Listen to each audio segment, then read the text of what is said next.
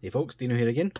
This time taking a look at another quick Power Rangers Lightning Collection review.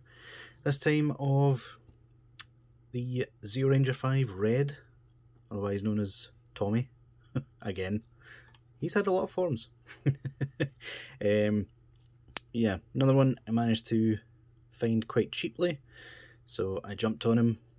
My Red Ranger display is going to look quite good.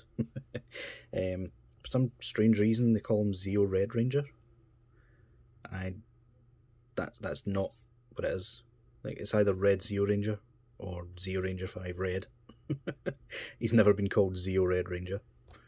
But yeah, nice picture of him on the box, and nice little picture of him on the back. You'll notice the sword is nicely painted there. Foreshadowing. But yeah, let's get him back in here. Take a look at his accessories. So he comes with both of his normal weapons. If I can get this one out of the holster. Come on, I didn't put it in there that tight. I'm not making that joke, you are. There we go. Right, so he has his, is it Zeo Blaster? I don't know. This was round about the time where I stopped watching as a kid. So yeah, some decent paint apps there. You can make out the Zeo logo on it, and it has a suspicious looking port, which this effect piece can plug right into, and that looks pretty decent. This is the first wet effect piece that I've got. Fortunately, it's the old style, so it's not got a peg port on this. The peg port is on the gun, so it doesn't work with any of the Mighty Morphin stuff. Hooray! And you also get his... I'm mind blanking on what this is called. I'm not gonna lie. I'm gonna call it a baton, but it's clearly not. Like, I know Old Ranger was kind of a secret police sort of thing, so it being a baton kind of works for that. But yeah, it's really decently painted. I think it's missing a bit of gold on the edge, and as you can see, some of the blue has worn off onto the glove, which is a bit annoying, but what you're going to do. And finally, we have his sword, which is, I'm just going to call it the Zeo sword. Decent enough. It's done in an almost metallic grey plastic, and then the black's been painted the gold, and unfortunately, paint defect, the red star was painted incorrectly, so I can't have him holding that facing the display. That's going to have to be behind his back or something. If I remember correctly, that is one of the poses he used to do. So yeah, final one is Tommy sporting a distinctly 90s sort of mullet ponytail combo. Yeah, this one kinda looks like him, but at the same time kinda misses the mark. Not sure. But yeah, these are older style figures, so I'm a bit hesitant to take this head off, especially on camera. Bear with me.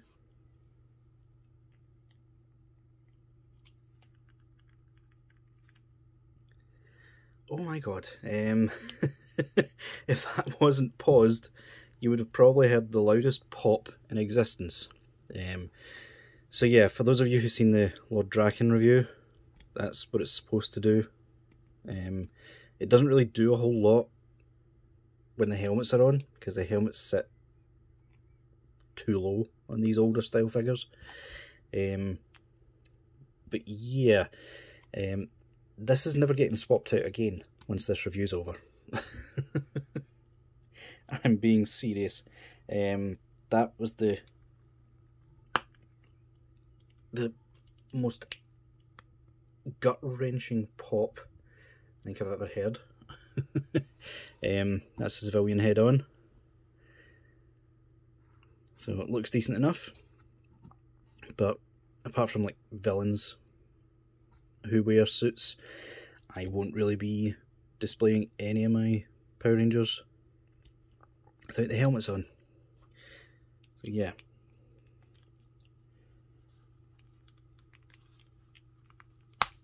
Oh my god. Sorry about that, folks. I had to take it off camera. The newer figures don't seem to have this problem, like, at all, which I'm very grateful for. I think if I was collecting these back when they first released, I would have probably lost my mind at that. There we go. That was a bit of a workout. So yeah, let's take a look at the details of the figure, shall we? So the style of the helmets on Zeo were a bit weird, especially Tommy's with the star. The rest of them weren't too bad. I think my favourite was probably blue, if I'm remembering correctly. That was the one with the triangle. But yeah, the gold is nicely painted, it's nice and shiny. You can see the sort of Zeo logos on the belt. Nice gold on the wrists and the boots. And yeah, one thing it could be doing with is a bit of a black wash. But again, these were 20 quid figures when they released. They really couldn't afford anything like that. But yeah, that's something you could quite easily do yourself. Just a black wash on the golds to give them a bit of depth. But he still looks good as is. No paint mistakes as far as I can see. And the gold triangle, they've even tried to make sure you can see it all the way in the butterfly joint. For some reason on this side they've sort of painted it too low down further in, but it's fine if you keep it as is. But yeah, that does it for sort of paint apps and such. In terms of articulation, so as you can see, he can look up a bit better than the remastered ones,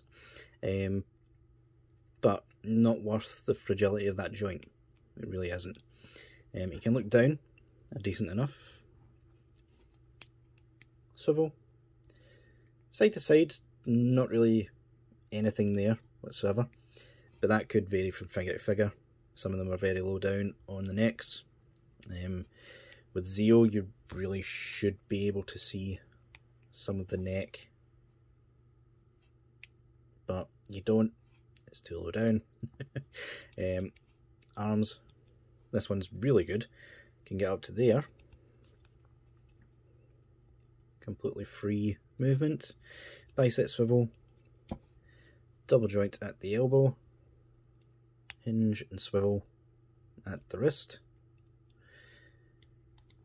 We're calling this a diaphragm joint now. The swivel on that is really quite good. Can go back that far, forward that far. This belt is a lot softer than the Mighty Morphin belts, so you can get it out of the way a lot easier. No pull down hips, because these are older style figures. You can kick up probably the same amount that the remasters can, to be honest with you. Double joint at the knee, gets good range. Not the best looking, but it gets the point across. He does have a thigh swivel, which I keep forgetting to say on these figures, but I mean it's obvious on the figure. Boot cut swivel, and the normal Hasbro feet, which would be amazing if they weren't threatening to break on me every single time I move them.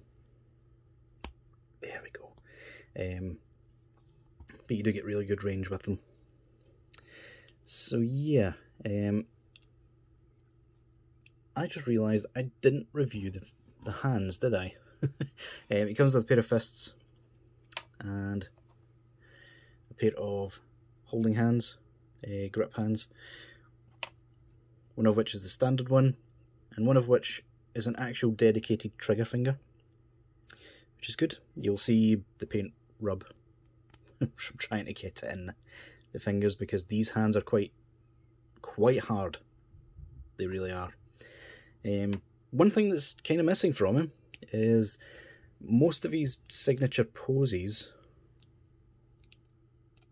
from this season.